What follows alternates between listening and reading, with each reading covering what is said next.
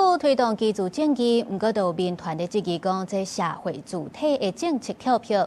內政部長劉世豐強調，要完成13萬戶的目標是無改變，第一階段會當完成的就是這3萬戶。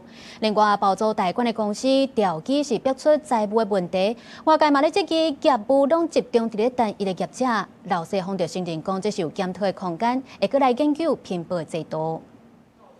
澳基物管這家公司，他找我們成為這個社會住宅的房東。那後來跟我們講，他們要發行公司債。講家己就是相信調機處管是政府認證的廠商，則提錢投資買因的公司債。調機案真正的民眾即個錢用摕去投資減保這不動產，失去錢領袂到，變做詐騙的受害者。還有檢調愛追查資金的起用。合理的懷疑，我們這些投資人的百億資金是不是被兆基移到柬埔寨去了？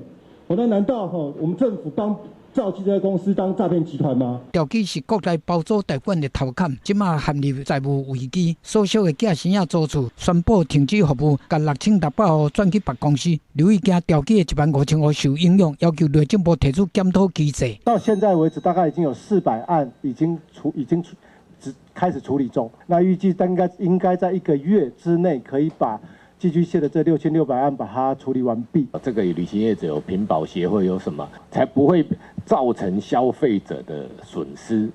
那我們可不可以朝這個方向來做？租賃服務業，我們以前在訂定的時候呢，並沒有把這個所謂的防弊的措施把它提供出來，仿效像旅行業者這個品保機制啊，共同來承擔。但是業者傷集中，劉世豐講確實要檢討。強調目前包租代管也維持正常，和地方政府工會開會了，厝主甲厝卡攏無異狀。不過同款關係徛加正義，民間團體質疑行政院新辦的計劃，賴政府13萬戶社會主體減7成，剩3萬戶。劉世豐講不是事實。我們所謂的13戶的目標到目前為止並沒有改變。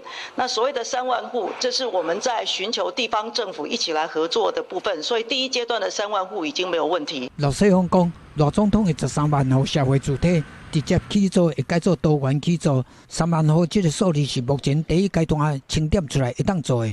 擱10萬戶會繼續和地方政府溝通，找到更加多土地了，會陸續完成13萬戶的目標。嘛，呼籲立法院支持關的分育體的兩種條例3法，再當刺激更加多民間業者配合。記者綜合報道。